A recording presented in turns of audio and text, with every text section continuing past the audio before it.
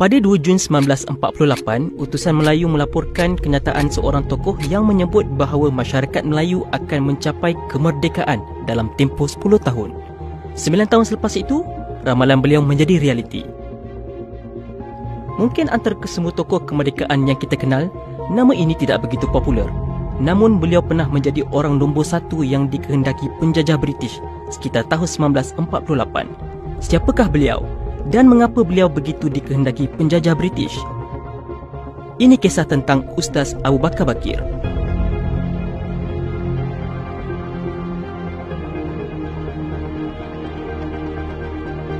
Ketika darurat dilancarkan oleh British untuk memerangi kemarahan komunis, berlaku beberapa siri penangkapan terhadap ulama Melayu.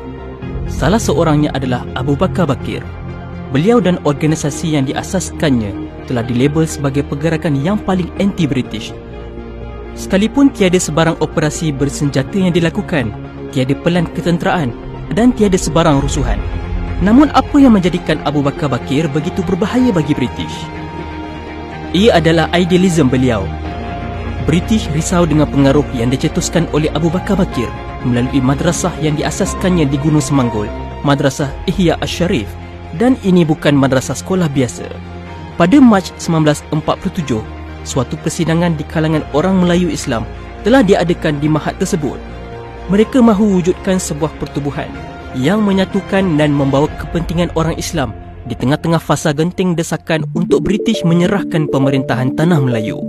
Hasil dari persidangan mahat Ihya tersebut, 3 badan mewakili ekonomi, pendidikan dan agama masyarakat Islam telah ditubuhkan. Perkembangan ini tidak disenangi oleh aliran elit Melayu yang dilihat mesra British, terutama UMNO yang menjangka mata dan berpemas mampu menggantikan dominasi dan pengaruh mereka terhadap warga Melayu.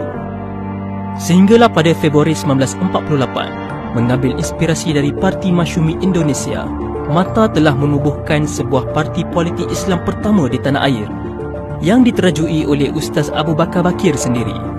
Ini menjadikan UMNO lebih terancam dan Datuk On Jaafar menyebut situasi ini sebagai ancaman bahaya dari gunung. Dalam masa hanya 3 bulan, Hamim telah berjaya menubuhkan cawangannya di seluruh semenanjung Tanah Melayu.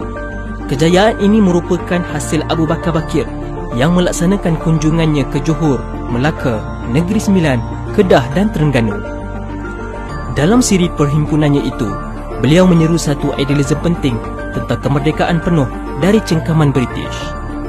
Pengaruh yang kuat ini disedari oleh British sehingga mereka mengeluarkan perkeliling terhadap Hamim dan menyebabkan Abu Bakar Baqir terpaksa menulis surat kepada Pesuruhjaya Jeneral British untuk membantah tuduhan British yang mengaitkan Hamim dengan pihak komunis.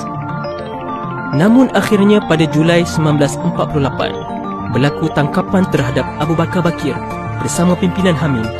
Beliau telah dipenjara di penjara Kamunting selama 4 tahun atas tuduhan memusuhi kerajaan British dan raja-raja.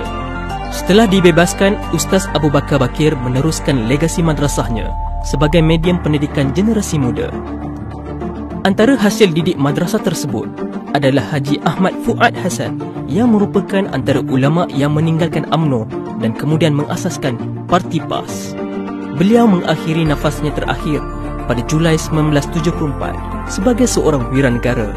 Adakah masih ada yang mewarisi legasi perjuangannya?